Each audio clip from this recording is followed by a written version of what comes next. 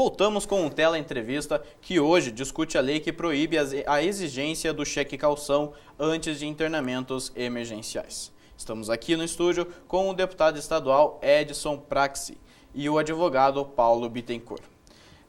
Bom, deputado, o senhor ouviu o relato do advogado Paulo, né, falando sobre a questão do direito do médico e do próprio hospital receber o dinheiro pelo atendimento, e o senhor queria fazer um comentário, né? Fique à vontade. O comentário é muito simples, né? Porque o objeto da discussão não é, com todo respeito, né, ao profissional do direito, não é o fato do médico poder cobrar os seus honorários, qual ele tem direito, é óbvio, mas o objeto de discussão é: houve ou não a violação de ambas as leis na cobrança do cheque-calção. E é importante se dizer, quando se usa o termo cheque-calção, não significa que seja um cheque propriamente dito. Qualquer mecanismo de cobrança, seja promissória, seja em espécie, isso é cheque-calção.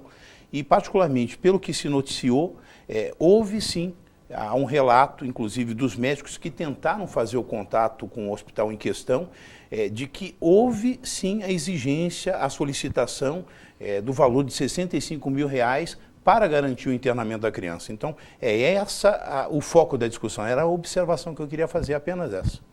Ok, então, deputado. E agora a gente vai ver um vídeo para saber o que as pessoas pensam sobre esta lei. O que você acha dos hospitais que proíbem, na verdade é uma lei, né, que proíbe que os hospitais cobrem uma taxa, um cheque calção para que as pessoas sejam internadas em caso de emergência?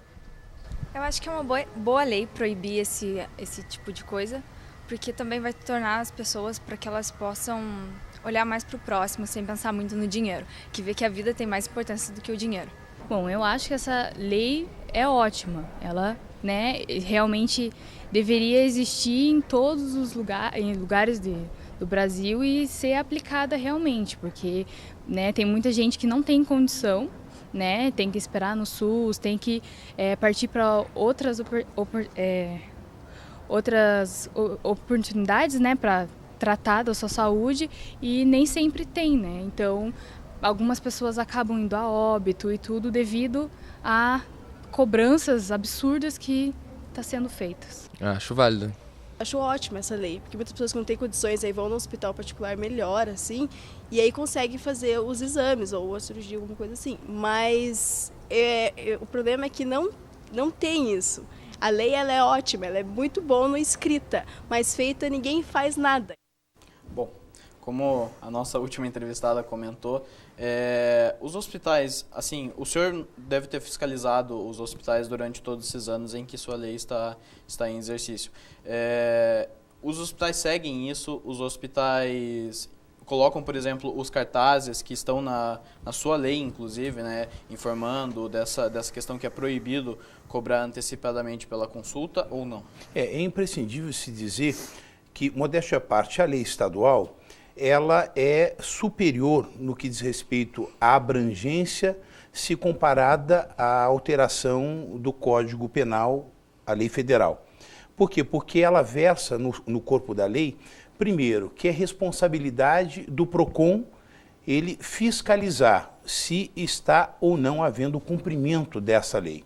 Em segundo lugar, também no corpo da lei, a exigência por responsabilidade da Secretaria de Saúde do Estado, a confecção de cartazes e a fixação dos mesmos nos hospitais, para que a sociedade tenha ciência do seu direito. Porque, como bem colocou essa última entrevistada, essa menina que deu a sua opinião, há um desconhecimento da lei. Então, nós criamos, enquanto legislador, uma ferramenta legal para munir a sociedade do seu direito.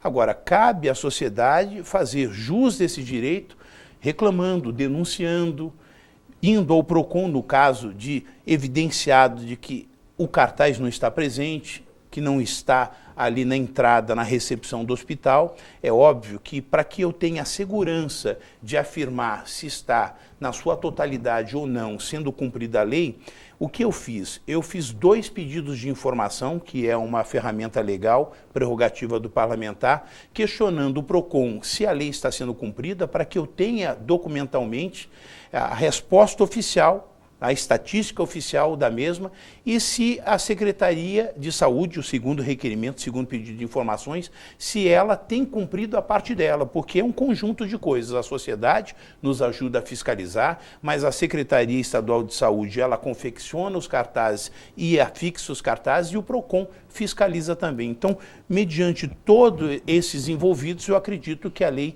ela seja salutar e possa, sim, funcionar. Certo. E o senhor me falou em off, né, Sim. que o senhor fez uma investigação por conta, Sim. digamos assim, para saber quais hospitais realmente estão cumprindo e quais não. O senhor poderia passar alguns números? Fiquei disso? estarrecido, lamentavelmente, porque, mediante o fatídico caso desse recém-nascido, eu pedi para a minha equipe sair em campo e nós presenciarmos quais hospitais cumprem e quais não cumprem, pelo menos, a fixação do cartaz, que eu entendo que já é uma forma inteligente do cidadão saber que ele tem o direito. E, pasme, lamentavelmente, né, boa parte dos hospitais públicos e também privados não tem no seu estabelecimento o cartaz exigido por lei. E eu aqui seguramente me lembro apenas de um hospital que consta esse cartaz, que é o Hospital Pilar, que consta, e os outros, boa parte ainda não. Certo. E, doutor Paulo, nesse caso que a lei não é cumprida, né, a lei ela é até totalmente ignorada, falta a lei ser um pouquinho mais forte, falta uma punição maior a esses estabelecimentos? Na sua opinião, o que causa essa não atenção a essa lei? A causa, normalmente, é a falta de conhecimento da população, como o deputado mencionou, que a população realmente não conhece. E eu mesmo fiquei sabendo dessa lei recentemente, justamente com o caso do menino, não tinha muito conhecimento da lei. E justamente a pena do crime previsto no Código Penal é muito pequena, é menos de um ano. E não tem nenhum agravante, nenhum majorante, ela não pode aumentar se ela, por exemplo, se teve a pena, esse artigo no Código Penal, ela foi transformada em lei por causa da morte de um secretário de Estado. Eu não lembro o nome dele agora, talvez o deputado lembre. Não me recordo, mas me lembro do caso. E por isso que foi transformada essa lei e foi passada ao Código Penal. Certo. E talvez, como era um secretário de Estado, não era um bebê, não era assim um menor, no caso, pudesse ter uma majorante por ser um menor, pudesse ser 5 anos em vez de ser 1 ano, e daí o hospital fosse cumprir, nesse caso. E nessa situação, assim, devido a esses dois fatos, a lei realmente não é cumprida por causa disso. E se me permite, doutor, é por essa razão que eu digo que a lei estadual ela é mais abrangente do que a federal. Porque é previsto na lei estadual de que se o hospital, comprovado que exigiu a cobrança do cheque-calção, ele é obrigado a devolver em dobro o valor cobrado. No caso, se caracterizado de fato que houve a cobrança de R$65 mil, então pelo menos R$130 mil eles têm que devolver. Mas no caso é uma prescrição civil. A prescrição do federal é uma prescrição penal. Sim, da prisão. É o responsável da prisão. Sim. Entendeu? Mas, bom, nosso bloco está acabando, okay, né? E no próximo e o último bloco, a continuação da nossa entrevista sobre a lei que proíbe a exigência do cheque-calção para o internamento em hospitais. O Telão Especial Entrevista volta já.